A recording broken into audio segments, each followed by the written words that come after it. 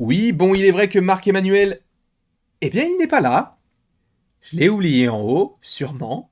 Mais il reste bien évidemment dans le cœur et je suis très content en tout cas de vous retrouver aujourd'hui pour une nouvelle vidéo en lien avec l'univers Marvel. On en a à foison en ce moment, ça fait du bien et c'est bien d'en avoir beaucoup, mais d'en avoir beaucoup et du bon, ça fait encore plus de bien. Parce que quand on a que du mauvais, ça picote un peu.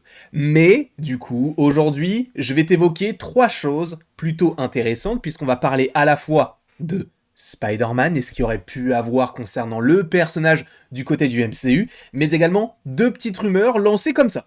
On lance ça, et après on verra qui récupère quoi. On va parler de Blade, mais également de Daredevil Born Again, sachant que vous savez qu'il y a un remaniement total, on en a déjà parlé 2 ou 3 fois sur la chaîne, mais donc je vais te préciser concernant ces différents programmes, et notamment Blade et Daredevil Born Again, attention, spoiler, si tu ne veux rien savoir, quitte la vidéo dès maintenant, puisqu'en lien avec Spider-Man, en réalité, il n'y a pas de spoil à proprement parler, puisque le film est déjà sorti. En fait, c'était des concept art. Tu sais quoi? Photo! Photo à l'appui, mon ref. Des petits concept art très intéressants qui, justement, nous amènent à visiter le multivers.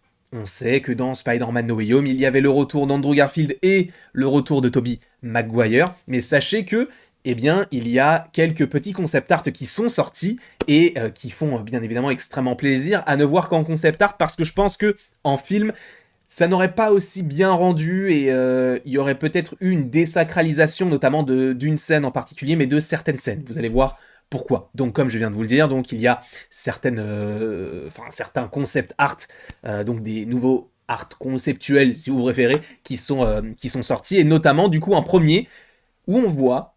Donc en fait c'est tout simplement ils essaient de récupérer vous savez la petite box qui eh bien permet soit de les renvoyer dans leur monde en parlant donc des ennemis de Spider-Man, soit de les garder et donc ça peut encore causer pas mal de problèmes.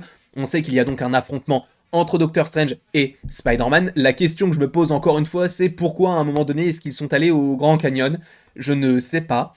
Et en réalité, je m'en fous un peu, mais je me suis vraiment posé la question de pourquoi est-ce qu'on a des montagnes, est-ce qu'on a des hautes bref, pourquoi des hauts reliefs? Quel intérêt? Mais en tout cas, à un moment donné, vous voyez peut-être que cette scène vous dit quelque chose.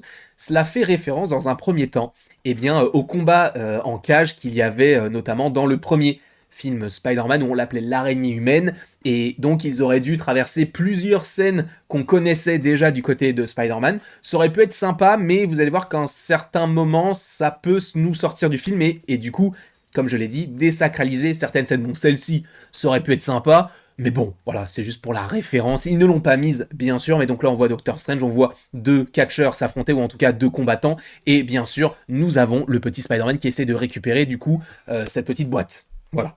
Ensuite, là, on arrive. Alors là, je t'avoue que je sais pas vraiment ce que ça, enfin ce à quoi ça renvoie, mais bon, voilà, on a juste une scène de Doctor Strange et Spider-Man, mais c'est pas ça qui va nous intéresser, puisque c'est plus, alors déjà là on a un nouveau petit visuel, là ça fait totalement référence eh bien, au métro en lien avec Spider-Man 2 et Doc Ock, le combat, etc. Donc ça aurait pu être très intéressant de voir ce combat, mais moi celui qui m'intéresse, pareil ce n'est pas forcément celui-ci, bon là ça fait du coup référence à...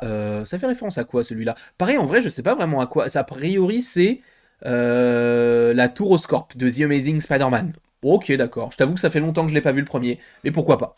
Mais là, moi, c'est ça qui me dérange un petit peu. S'ils avaient mis ça dans le film, ça m'aurait dérangé parce que je vous rappelle que cette scène-là est la scène iconique de The Amazing Spider-Man 2, avec notamment eh bien, les différents engrenages et donc Gwen Stacy qui tombe, qui se casse le cou.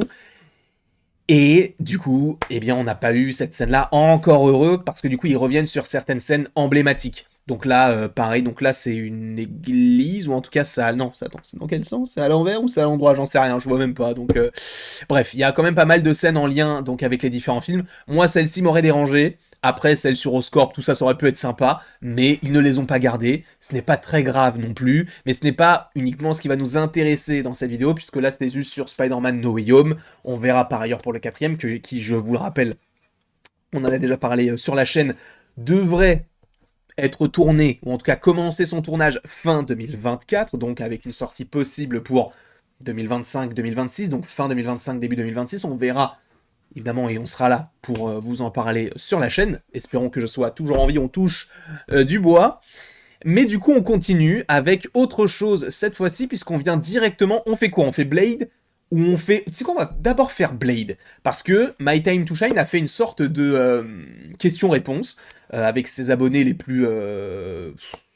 les plus réputés, entre guillemets, ceux qui étaient certifiés, ou ceux qui mentionnaient directement. Et du coup, il y a quelqu'un qui lui a posé une question, est-ce que tu as des informations à propos de Blade? Et il a répondu, oui, le film, Blade, je vous le rappelle, qui est censé arriver en février pour l'instant 2025, eh bien, il a répondu oui, le film devrait se dérouler en 1920. Et moi, ça m'intéresse. Déjà, on parle aussi de Lilith, qui devrait être... c'est un être démoniaque, qui devrait être donc l'antagoniste principal de ce film. Mais le côté de... Le film se déroule en 1920, c'est ça qui m'intéresse. Parce que j'entends le côté de... en fait, on s'en fout. 1920, qu'est-ce que ça veut raconter? Mais en fait, le truc, c'est que si ça se passe à nouveau à New York, ou à Londres, peu importe, deux villes qu'on voit beaucoup dans le MCU, et que ça se passe encore à notre ère, voilà, alors que si on part sur un 1920, si on part sur quelque chose déjà de base plus sombre, je dirais pas jusqu'à dire que ce serait un film noir, mais qu'on irait sur ce genre de thématique-là, avec évidemment une esthétique très particulière, il pourrait totalement le faire, et je trouve que ce serait une superbe idée. Et on le sait en plus, Blade n'est pas immortel, mais il a une longévité qui est beaucoup plus importante, étant donné qu'il est à moitié vampire, donc ça pourrait rentrer en lien avec tout ça. 1920, Blade, moi je dis oui, et aussi on avait évoqué le côté Black Knight dans le film, ça pourrait être très intéressant, mais si le film se passe en 1920, peut-être on oublie Kit Harington, ou peut-être uniquement un petit teasing, sachant qu'on ne l'a pas vu, je vous le rappelle, depuis Eternals, donc depuis 2021. Ça fait beaucoup. Et bien sûr, il y a une dernière petite information en lien avec Daredevil Born Again, je vous ai prévenu, mais Daredevil Born Again devrait présenter plusieurs Tigres Blancs, donc qui est un antagoniste pas vraiment, mais un super-héros ou une super-héroïne de l'univers Marvel. Dans les bandes dessinées, il y a eu 3 porteurs donc du costume, il y a eu Hector Ayala, le premier Tigre Blanc, Angela Del Toro, la nièce d'Hector et la deuxième à porter le costume, et Ava Ayala, la sœur d'Hector et la 3e Tigre Blanc. Alors, est-ce que ça vous hype ou non? Moi, je trouve que c'est intéressant. Alors, personnellement, j'ai pas une grosse idée de ce que pourrait donner Tigre Blanc, notamment en live action. Alors, personnellement, je la connais surtout de la série Ultimate Spider-Man, parce que du coup, elle avait le même âge que Nova, que Luke Cage, je crois, que Iron Fist, et également Spider-Man, et du coup, ils étaient un petit peu tous jeunes, ça faisait les Young Avengers. Et c'était un personnage que je trouvais assez intéressant, je trouvais qu'il y avait un beau lore autour de ce personnage-là, et notamment, alors, est-ce que ce sera véritablement le cas dans le film ou dans la série? Non, mais avec Kraven, en tout cas, dans la série d'animation. Donc on verra, mais en tout cas, moi, c'est quelque chose que j'aimerais bien voir. Tigre Blanc, en tout cas un Daredevil qui puisse présenter d'autres super-héros, peut-être un petit peu plus terre-à-terre, underground, entre guillemets, moi, je ne dirais jamais non.